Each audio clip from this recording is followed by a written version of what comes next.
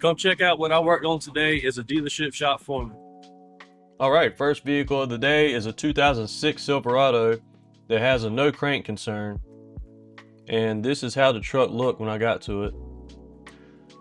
I started out by testing for a crank request signal, and that was present. So then I started testing these circuits at the starter relay. After working through all the circuit testing, I finally determined that the PCM was the cause of the no crank concern. Unfortunately, the customer declined repairs, but if you see here, I can jump the starter relay and get this thing to run. Next vehicle up is this 2019 Nissan, I think, that won't start as well, and we've got a stop lamp switch to install onto it. Now, I don't know anything about Nissans, but I know this is the third vehicle I've had to replace one of these on. And a funny story, our older body style Colorados had the same style switch in it. And I remember we had a technician one time that installed one in a Colorado. Instead of pulling the pedal forward to adjust it like this, he pushed it all the way to the floor.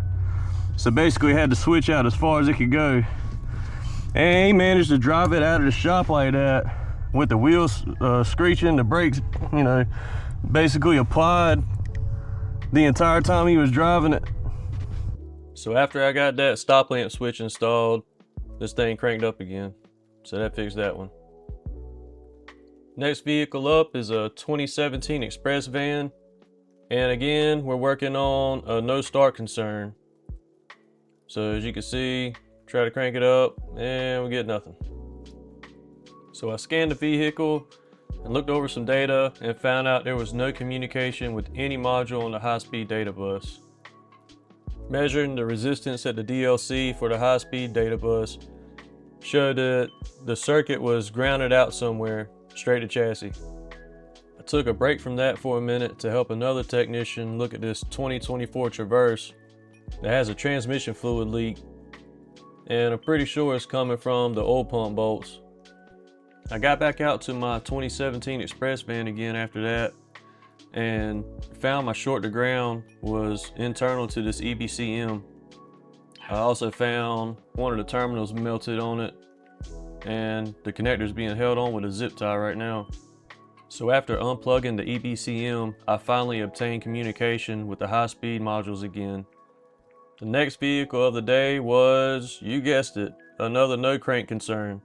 So this is a 2017 Malibu, I think. This is another vehicle that was towed here from another shop. I had to start out by putting a battery in it because it set so long without starting. Once I got the battery in, started out the same way, made sure I had a crank request. That was present. The starter relay was being enabled, but it still wouldn't try to start. So I started testing the circuits at the starter relay again, just like the other vehicles.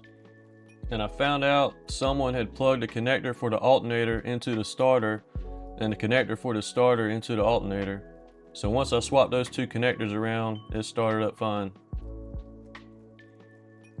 The last vehicle of the day was the 2016 Tahoe from last week that I put the ECM in. Since we got her no crank concern fixed, they decided they wanted to fix the check engine light that was still on. I scanned it and found there was a bunch of codes for the mass airflow sensor.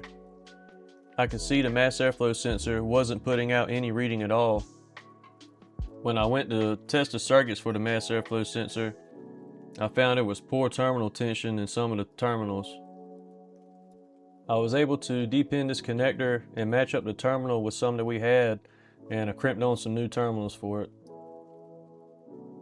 Once I got all the affected terminals replaced, I finally got a mass airflow sensor reading again. So that fixed this truck. So that was my day from start to finish of almost exclusively no crank concerns. Follow me to check out what we work on tomorrow.